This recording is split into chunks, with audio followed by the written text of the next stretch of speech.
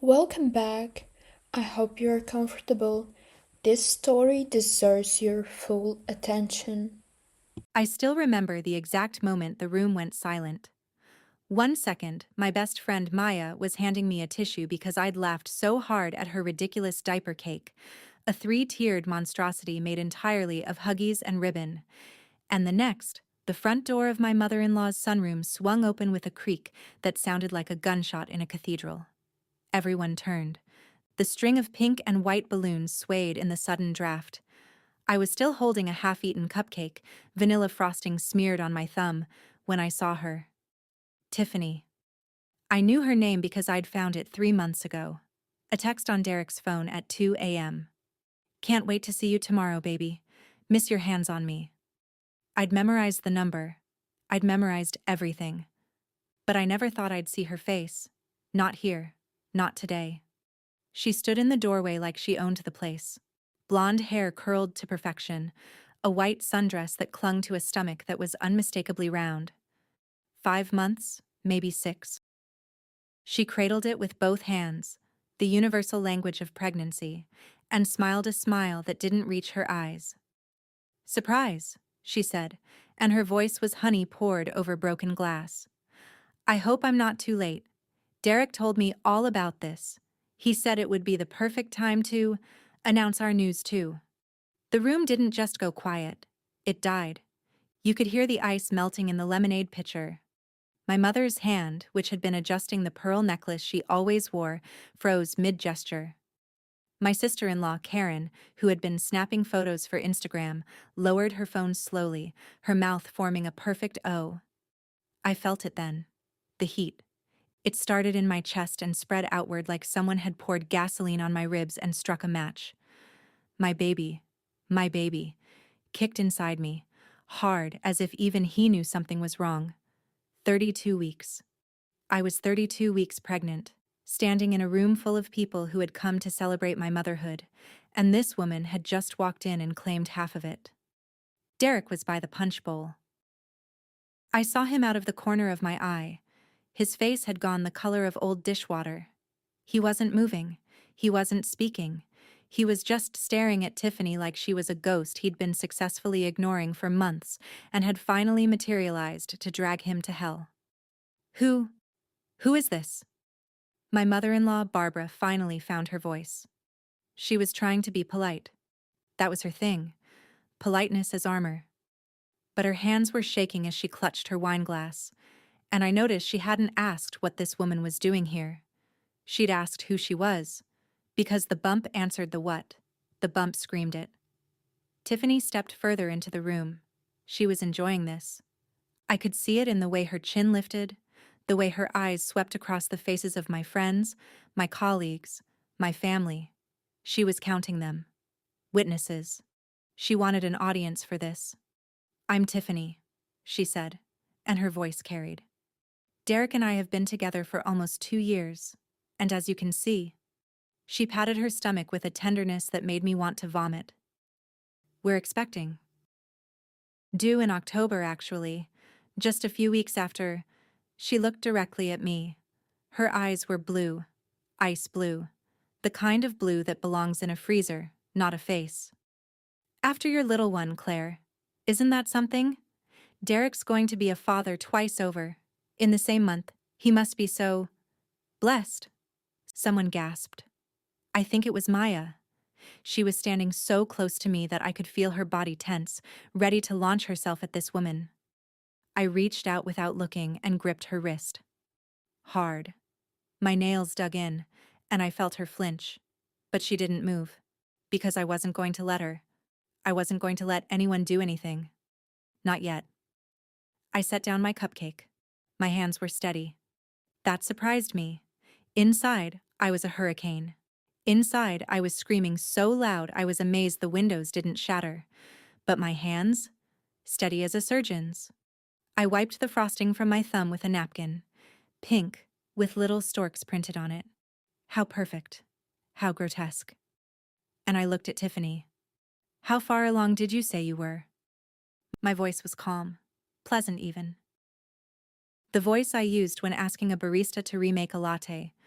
The voice that made people relax, made them think they were safe. Tiffany blinked. This wasn't in her script. She'd expected tears. She'd expected me to crumble, to scream, to give her the satisfaction of a public breakdown.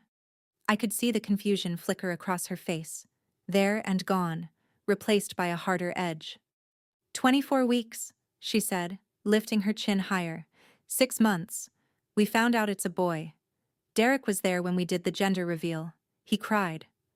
He cried. I filed that away. Another piece of the puzzle I'd been assembling for months without knowing I was building a bomb. 24 weeks, I repeated, and I smiled. It felt strange on my face, like wearing a mask made of glass. That's wonderful. Really. And you said you've been together for 2 years? Almost, Tiffany said, her confidence returning. She thought I was being nice.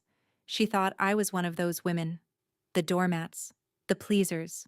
The ones who apologize when someone steps on their foot. Derek and I met at his office Christmas party. 2024. He told me he was separated. That things with you were over. Emotionally, at least. He said you were just staying together for the baby. The lies were so thick I could taste them in the air, metallic and bitter. Separated. Emotionally over. Staying for the baby. We'd been trying for 3 years to get pregnant. 3 years of fertility treatments, of hormone injections that made me cry at commercials, of ovulation tests and timed intercourse, and the silent dread of every negative result. Derek had held my hand through all of it. He'd cried with me when the first round of IVF failed. He'd brought me soup when the second round made me so sick I couldn't leave the bathroom for 2 days. And all that time, he'd been telling this woman we were emotionally over? Is that so? I said, and I turned to look at Derek for the first time since Tiffany had walked in. He was still by the punch bowl. He looked small. That was the thing that struck me. How small he suddenly seemed, how diminished. This man who had carried me over the threshold of our first apartment, who had once built me a bookshelf from scratch because I mentioned I liked reading, who had promised me forever in front of 200 people at a vineyard wedding. He looked like a child caught with his hand in a cookie jar. A very large, very pathetic child. Claire, he started, and his voice cracked. I can explain. Can you? I cut him off, and my voice was still pleasant, still light, but there was an edge to it now, a blade wrapped in silk. Because I'd love to hear you explain how you were separated from me in December 2024, Derek. We were in Cabo San Lucas that Christmas. Remember? Your mother gifted us the trip because she said we needed a break after the second failed IVF. We made love on the balcony of that resort. You told me I was the only woman you'd ever loved. You said we were going to keep trying until it worked. I turned back to Tiffany. Her face had changed. The confidence was cracking, just a little at the corners. She was looking at Derek now, really looking at him, and I could see the question forming in her eyes. Was he separated from me in March? Tiffany? When we found out I was finally pregnant? He was there for the ultrasound. He held the picture of our baby. This baby. And he wept. He said it was the happiest day of his life. Was he separated from me in April, when he painted the nursery? In May, when he spent 3 weekends assembling the crib because he refused to let anyone help? In June, when he felt the baby kick for the first time and cried again? Seems like he cries a lot, doesn't he? And said he couldn't wait to meet his son? The room was breathing again, but differently now. The energy had shifted. I could feel it, a current running from person to person, connecting them in a web of shock and dawning understanding. My mother was crying silently, tears tracking down her face, but she wasn't looking at me with pity. She was looking at me with something else. Pride, maybe. Or fear. Tiffany's hand had dropped from her stomach. She was staring at Derek with an expression that was slowly transforming from confusion into something darker. You told me, she whispered. You said she trapped you. You said the baby was an accident, that you never wanted. Oh, but he wanted it, I interrupted, and now my voice was harder. The silk was burning away and the blade was showing. He wanted it so badly he could taste it. We both did. We spent $20,000 on fertility treatments, Tiffany. $20,000 and 3 years of our lives. Does that sound like a man who was trapped? Does that sound like a man who was separated? I took a step toward her. She took a step back. It was instinctive. Animal. She was realizing, too late, that she had walked into something she didn't understand. That she had been fed a story, and the storyteller was currently trying to disappear into the wallpaper by the cheese platter. But here's what I really want to know, I said, and now I was close enough to smell her perfume. Something floral and expensive. The scent of a woman who thought she was winning. You said you're due in October. Same time as me, and you've been together for 2 years. So let me do some math. If you're 6 months pregnant now, in July 2026, that means you conceived around January? February, maybe? Tiffany nodded slowly. She didn't know where I was going. None of them did.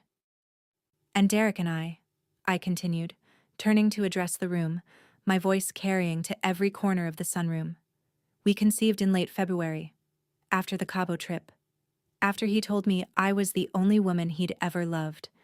After he promised me forever. I paused. Let the silence stretch. Let them feel the weight of it. So for at least a month, maybe 2, Derek was sleeping with both of us.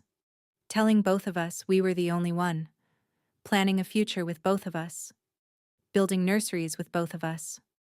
I laughed, and it was a terrible sound, hollow and bright. He's going to need a bigger house, or a better schedule. Do you think he'll alternate weekends? Christmas Eve with you, Christmas morning with me, Father's Day brunch at 2 different restaurants?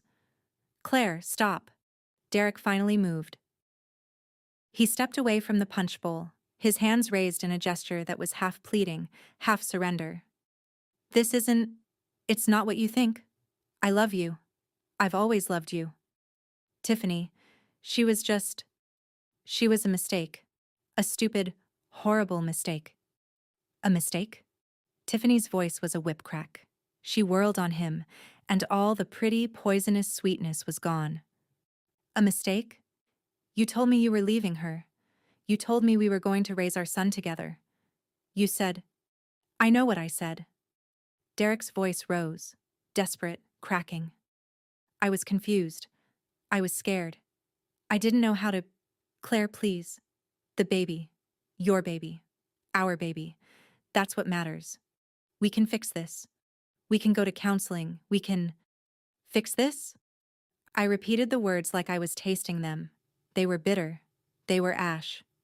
Derek, do you know what the worst part is? It's not the cheating. It's not even the lies. Though there are so many lies I could drown in them. It's that you brought her here. To my baby shower. You told her about this. You gave her the address, the time, the details. You let her walk into a room full of people who love me and announce that she's carrying your child too. I shook my head. That's not a mistake, Derek. That's not confusion. That's cruelty. That's a level of cruelty I didn't think you were capable of. And it tells me everything I need to know about the kind of man you are, the kind of father you'll be. I turned back to Tiffany. She was crying now, silent tears cutting through her makeup. The fight had gone out of her. She looked young, younger than me even. A girl who had believed a man's promises because she wanted them to be true, same as I had. I'm sorry, she whispered. I didn't know. He told me so many things, and I wanted to believe. I know, I said, and my voice softened. Not for her sake, but for mine. Because the anger was still there, white hot and righteous. But beneath it was something else. Pity. For both of us. For every woman who had ever been told a beautiful lie by a man too cowardly to tell the truth. I know exactly what he told you, because he told me the same things. Different words, same poison. I reached into the pocket of my dress. I'd put it there this morning without knowing why. A nervous habit, a talisman. My phone. I pulled it out, unlocked it, and opened the folder I'd named insurance 3 months ago, when I'd first found the text from Tiffany. I want everyone here to understand something, I said, turning the phone so the screen faced the room. I didn't plan this. I didn't know she was coming today, but I've known about her for 3 months, and I've been documenting everything. I swiped through the photos, screenshots of texts, dates, times, the words, baby and miss you and can't wait to see you in Derek's familiar typing style. Bank statements showing transfers to an apartment I didn't know about. A photo of Derek and Tiffany at a restaurant, his hand on her pregnant belly, time-stamped 3 weeks ago, the same night he'd told me he was working late. The room erupted. Not in chaos, but in a kind of horrified, fascinated energy. Karen was filming again, I realized. My mother-in-law had set down her wine glass and was staring at her son like he was a stranger, which, I supposed, he was. You've been planning this? Derek's voice was barely a whisper. Planning? I laughed, and this time it was real. Bitter, but real. No, Derek. I've been surviving. I've been getting my ducks in a row. Because I knew, the moment I saw that text, that our marriage was over. Not because you cheated, though that would have been enough, but because of how you cheated. The lies, the double life. The way you looked me in the eye every morning and told me you loved me while you were building a whole other world with someone else. I put the phone back in my pocket. I've spoken to a lawyer. I've filed for divorce. The papers were served yesterday, actually. I was going to tell you after the shower. I thought you deserved one last day of pretending to be the excited father-to-be before everything fell apart, but Tiffany here decided to move up the timeline. I walked to the center of the room, to the table where the gifts were piled high. Soft blankets and tiny onesies and books about bedtime stories. A life I had been so carefully, so lovingly preparing. I picked up a gift bag, pink, with a stork on the front, and turned to face them both. Here's what's going to happen next, I said, and my voice was clear and strong, carrying every word like a promise. Tiffany, I don't blame you. I really don't. You were lied to. Same as me. But I need you to understand that Derek, he's not going to be the man you think he is. He's not going to leave his wife for you, because he already had a wife, and he couldn't even leave her honestly. He's going to lie to you. He's going to lie to your child. And someday, you're going to stand where I'm standing, and you're going to wonder how you didn't see it sooner. I looked at Derek. He was crumbling. I could see it in the way his shoulders hunched, the way his hands trembled at his sides. This man who had once seemed so strong, so steady, reduced to a pile of excuses and sweat. As for you, I said, you're going to sign the divorce papers. You're going to give me full custody of our son.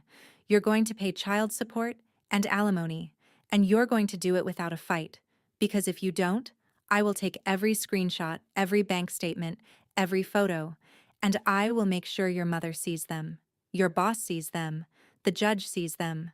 I will bury you in your own lies, Derek, and I will do it with a smile on my face.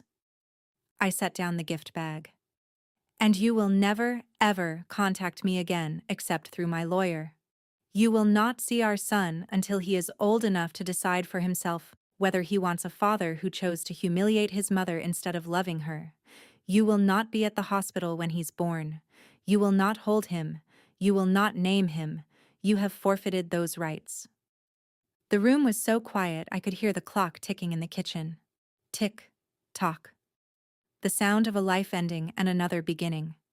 Now, I said, turning to my guests, my friends, my family, the people who had come here to celebrate with me. I believe we were in the middle of a party. Maya, would you cut the cake? Mom, would you pour the champagne? And someone, Karen maybe. Please escort Tiffany and Derek out. They're leaving. Now. For a moment no one moved. Then Maya stepped forward, her eyes bright with tears and something else. Admiration. She picked up the cake knife. My mother wiped her face and reached for the champagne. Karen, my beautiful, fierce sister-in-law, walked toward Derek and Tiffany with a look that could have frozen fire. "You heard her," Karen said, and her voice was steel. "Out. Both of you. And Derek? If I ever see you near my sister again, I will make what Claire just did look like a welcome hug." Tiffany turned to look at me one last time. Her face was a mess of mascara and regret. "I'm sorry," she mouthed, silent, and I nodded. Not forgiveness, just acknowledgement. We were sisters now, in a way. Sisters of the betrayed. Derek didn't look at me. He couldn't. He stared at the floor as Karen herded him toward the door, his shoulders shaking with silent sobs. I watched him go without feeling anything. Not love, not hate, just absence. The space where a feeling used to be, now hollow and clean. The door closed behind them. And then, somehow, the party continued. Not the same party, of course. The energy was different now.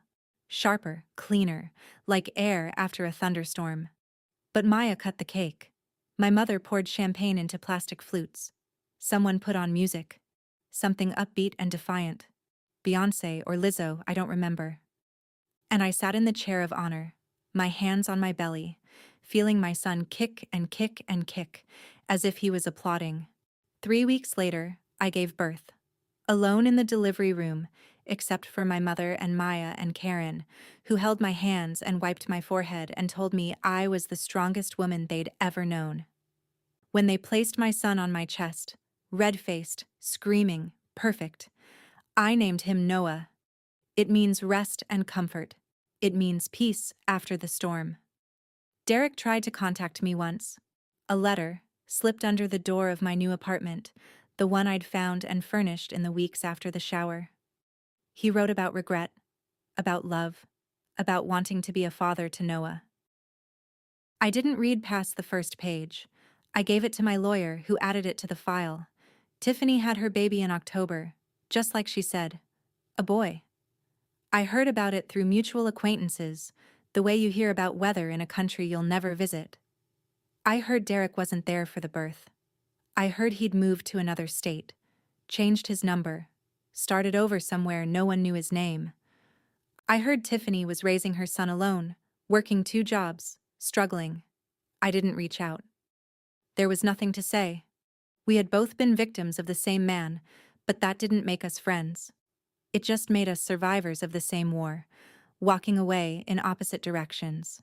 Noah is 3 months old now. He has my eyes and my stubbornness. He sleeps through the night most of the time, and when he doesn't, I walk him around the apartment, singing songs my mother used to sing to me. I am tired. I am sometimes lonely. I am often overwhelmed, but I am free. And every time I look at my son, my beautiful, perfect, mine son, I remember that day in the sunroom, the silence, the shock. The moment I chose not to crumble, not to break, not to give them the satisfaction of my destruction. I chose to stand. I chose to speak. I chose to fight. And I won. Not because I kept the husband, not because I destroyed the other woman. I won because I kept myself. I kept my dignity. I kept my son. I kept my future, and I built it with my own 2 hands, brick by brick, day by day, until it was something beautiful and strong and entirely my own. The mistress crashed my baby shower. She thought she was ending my life. She was just giving me the stage I needed to begin it.